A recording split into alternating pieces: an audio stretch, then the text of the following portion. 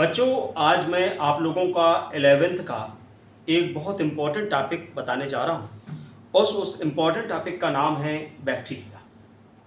वैसे देखा जाए तो आईएससी जो आईसीएससी वाले बच्चे हमारे 9th क्लास के हैं, उनमें भी खासतौर से इसी टॉपिक को दिया गया, उनके में एक चैप्टर दिया गया है बैक्टीरिया। यदि 9th वाले बच्चे भी चाहें तो वो भी देख सकते हैं।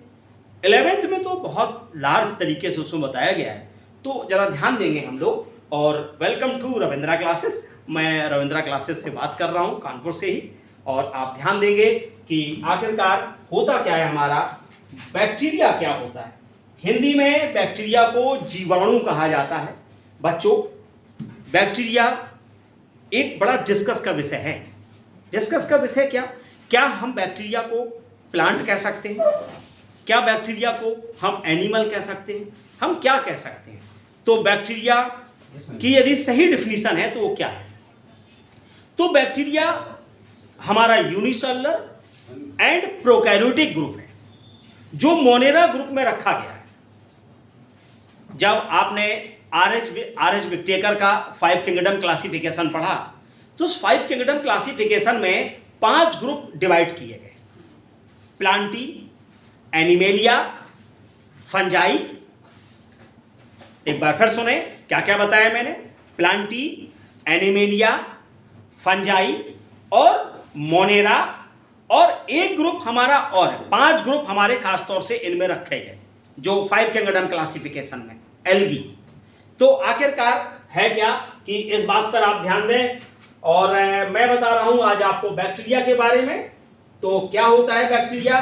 बहुत सिंपल सा मुद्दा, आज हम बिल्कुल इसको इजीली भाषा में समझने की कोशिश करेंगे।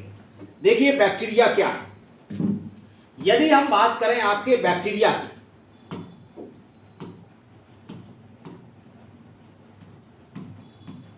देखिए बैक्टीरिया, यदि हम बैक्टीरिया की डिस्कवरी की बात करें कि आखिरकार बैक्टीरिया को किसने डिस्कवर किया, तो साइंटिस्ट का नाम था बच्चों एंटोनी वान ल्यूवेनहॉक। एंटोनी वान ल्यूवेनहॉक ने बैक्टीरिया को डिस्कवर किया था। दूसरी बात, जो बैक्टीरिया है बेटा, इसको हम माइक्रो ऑर्गेनिज्म कहते हैं। प्लांट इसलिए कह सकते हैं क्योंकि सेल वॉल प्रेजेंट है। सेल वॉल प्रेजेंट, लेकिन इसमें जो सेल वॉल है ना, वो एक अलग प्रकार की सेल वॉल है। वो सेल्यूलोज से नहीं बनी है। वो किससे मिलकर बनती है, क्या होती है, अभी हम उसके आगे डिस्कस करेंगे। और बैक्टीरिया में जो लोकोमोशन है बच्चों, वो फ्लैजेलम के हेल्प से होता है। मैंने कहा बैक्टीरिया हमारी प्रोकैरियोटिक सेल है। कैसी सेल है बच्चों? एक प्रोकैरियोटिक सेल है। बैक्टीरिया में सेक्स ऑर्गन अब्सेंट होते हैं। ध्यान दें, मैंने कहा कि ये प्रोकैरियोटिक सेल है, मतलब इसमें ट्रू न्यूक्लियस, या हम एक वन वर्ड में बोलें कि जो double membrane structure cell organ are absent. बस आप इतना समझिए। प्रोकैरियोटिक यूकैरियोटिक एक मेन पॉइंट यही ध्यान रखिए कि जो डबल मेम्ब्रेन स्ट्रक्चर होते हैं वो सारे के सारे एब्सेंट होते हैं, और डबल मेम्ब्रेन सेल ऑर्गन जिसमें प्रेजेंट होते हैं वो हमारे यूकैरियोटिक सेल्स होती है। तो ये प्रोकैरियोटिक सेल है बेटा, इसमें सेक्स ऑर्गन क्या होते हैं? एब्सेंट होते हैं। अब बात करें कि आखिरकार और क्या है बैक्टीरिया में, तो हम इसके जरा पहले आप इसके लोकोमोशन पर जाएंगे। तो मैं बात करूंगा आपका टाइप्स ऑफ फ्लैजेला के बारे में।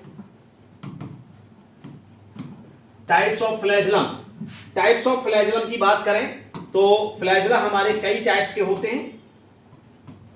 पहला आ जाएगा एट्राइकस अब्सेंट इन फ्लैजेला। जब बैक्टीरिया सेल में फ्लैजेला नहीं होता है तो कहा जाता है एट्राइकस। यदि हम और बात करें तो फिर आ जाता है हमारा मोनोट्राइकस। मोनोट्राइकस का मतलब है कि एक फ्लैजेला प्रेजेंट होता है। फिर आ जाएगा मोनोट्राइकस के बाद लोफोट्राइकस। लोफोट्राइकस क्या है सर? एक एंड से ग्रुप के रूप में फ्लैजेला आते हैं तो लोफोट्राइकस होता है। फिर आ जाता है लोफोट्राइकस के बाद हमारा एम्फीट्राइकस। सर एम्फीट्राइकस क्या है? एंड टू एंड ग्रुप के रूप में फ्लैजला प्रेजेंट होते हैं, एंड टू एंड। फिर नेक्स्ट आ जाता है और क्या सर? तो फिर आएगा हमारा पेरिट्राइकस। पेरिट्राइकस क्या है? जब बैक्टीरिया की होल बॉडी से फ्लैजला प्रेजेंट होते हैं, पूरे शरीर में फ्लैजला होते हैं, तो बोलते हैं पेरिट्राइकस। एक बार दोबारा समझिए, मैंने आपको टॉपिक का नाम बताया, टाइप्स ऑफ फ्लैजलम।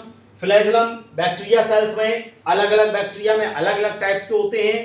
पहला बताया मैंने आपको एट्राइकस, एब्सेंट इन फ्लैजला।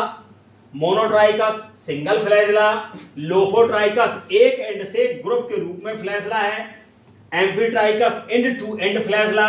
और पेरिट्राइकस, पूरी बॉडी में फ्लैजला होते हैं। तो ये टॉपिक हमारा कहलाता है types of flagella.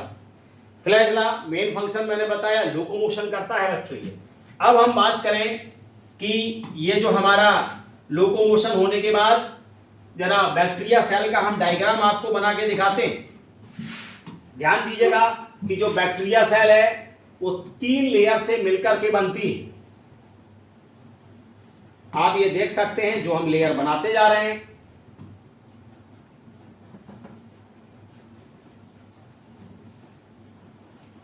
Bacteria cell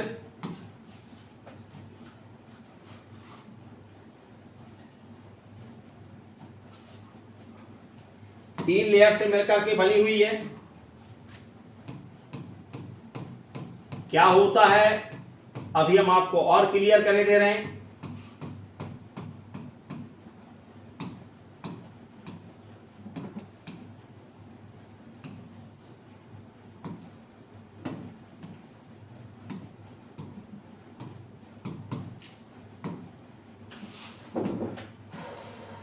bacteria एक प्रोकैरियोटिक सेल्स है जिसमें सेल ऑर्गन वेल डेवलप नहीं है, मतलब डबल मेम्ब्रेन स्ट्रक्चर, इसमें कुछ भी ऐसा प्रेजेंट नहीं होगा बच्चों। और क्या होगा क्या नहीं होगा आपके सामने है।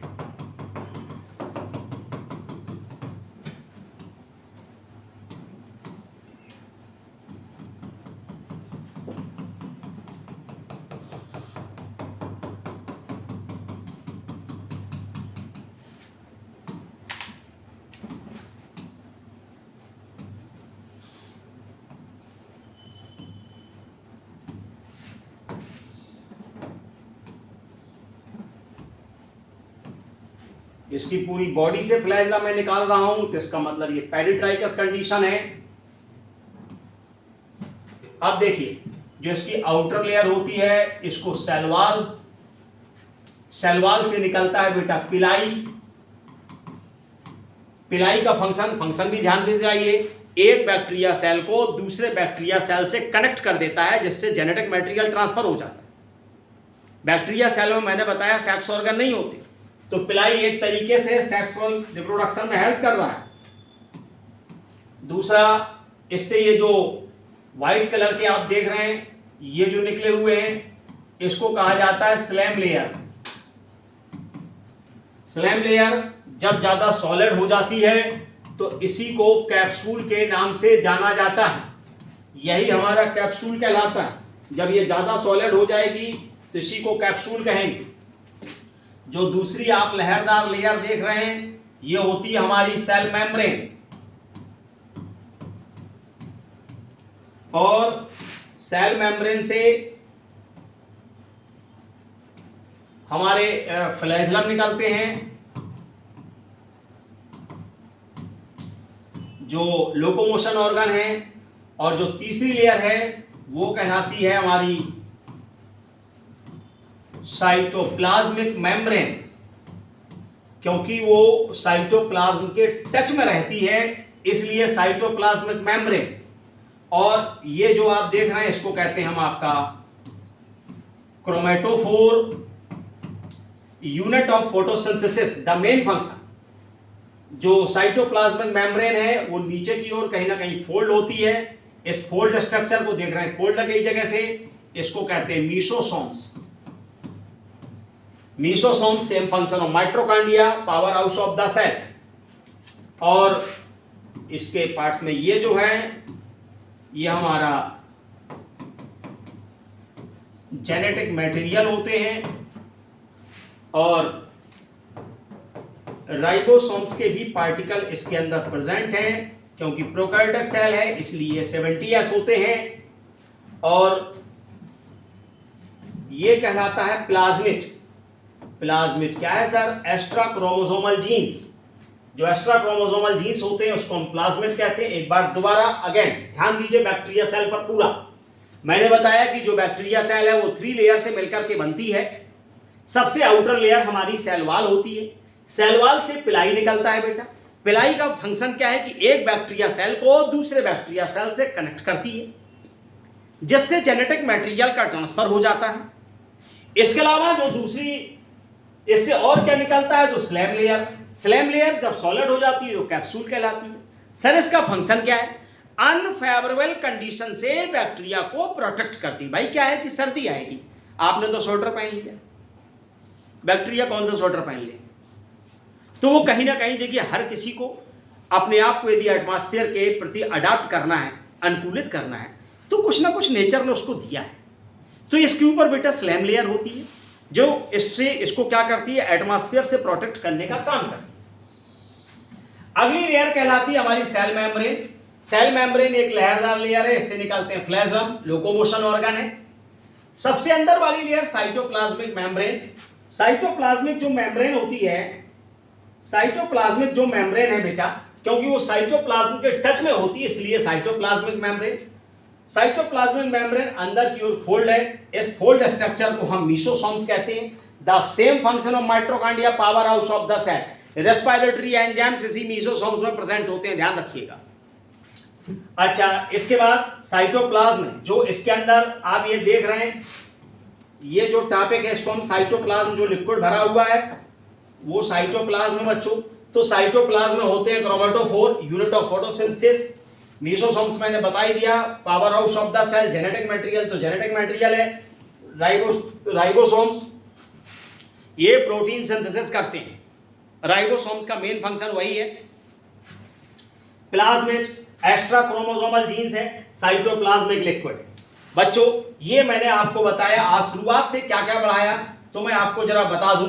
शुरुआत से जो टॉपिक मैंने आपको आज बताए हैं, मैंने बताया कि बैक्टीरिया आखिरकार होता क्या है। फिर से एक बार दोबारा समझिए। बैक्टीरिया माइक्रो ऑर्गेनिज्म और यूनिसेलुलर है। इसको एक अलग ग्रुप में रखा गया जिसको मोनेरा कहा गया। आखिरकार इसकी डिस्कवरी करने वाले साइंटिस्ट का नाम था एंटोनी वान ल्यूवेनहॉक। एंटोनी वान ल्यूवेनहॉक ने इसको डिस्कवर किया। इसके बाद बताया गया कि ये इसमें जो लोकोमोशन है वो फ्लैजेलम के हेल्प से होता है। ये प्रोकैरियोटिक सेल्स है, सेल ऑर्गेन्स में एब्सेंट होते हैं। अब टाइप्स ऑफ फ्लैजेला की बात करें तो टाइप्स ऑफ फ्लैजेला जो लोकोमोशन ऑर्गन है वो हमारे कई टाइप्स के होते हैं। पहला atrichous, absent in flagella. Monotrichous, one flagella. Lophotrichous, एक एंड से ग्रुप के रूप में flagella. Amphitrichous, end to end flagella. Peritrichous, whole body से फ्लैजेला, तो बोलेंगे हम पेरिट्राइकस। इसके बाद की बात करें तो जो ये हमारा बैक्टीरिया सेल का डायग्राम आ गया। अब बैक्टीरिया सेल के यदि हम डायग्राम की बात करते हैं, अब यही मैंने बताया कि 3 लेयर से मिलकर के बना है। तो सबसे पहले सेल वॉल से पिलाई और स्लैम लेयर, 2 चीजें निकलती हैं। अभी मैंने फंक्शन बताया। पिलाई का फंक्शन एक बैक्टीरिया सेल को दूसरे बैक्टीरिया सेल से कनेक्ट करना, क्योंकि बैक्टीरिया सेल प्रोकैरियोटिक सेल है, उसमें सेक्स ऑर्गन नहीं है। स्लैम लेयर अनफेवरेबल कंडीशन से प्रोटेक्ट कर रहा है। सेल मेम्ब्रेन एक लहरदार लेयर है, इससे फ्लैजेला निकलता है, लोकोमोशन ऑर्गन। साइटोप्लाज्मिक मेम्ब्रेन सबसे अंदर की लेयर है, फोल्ड हो जाती है, मीसोसोम्स कहलाता है। Power house of the cell, cytoplasm के अंदर पाए जाते हैं क्रोमेटोफोर, यूनिट ऑफ फोटोसिंथेसिस, क्योंकि इसमें क्लोरोप्लास्ट नहीं है। मैं बार बार कह रहा हूं ये प्रोकैरियोटिक सेल्स है, क्लोरोप्लास्ट हो ही नहीं सकता है। इसके बाद जेनेटिक मटेरियल, राइबोसोम्स 70s हैं जो प्रोकैरियोटिक सेल्स में होते हैं। Protein synthesis the main function of ribosomes. Plasmid extra chromosomal genes. ये आपका बैक्टीरिया का शॉर्ट इंट्रोडक्शन है बैक्टीरिया सेल तक। इसमें यहां तक आपको जो भी पॉइंट्स पूछना हो या जो भी कमेंट्स करना हो, आप मेरे कमेंट्स बॉक्स में जाकर के आप कमेंट्स कर सकते हैं, क्वेश्चन पूछ सकते हैं। जो भी समस्या होगी उसको तुरंत सॉल्व किया जाएगा। आज के लिए इतना।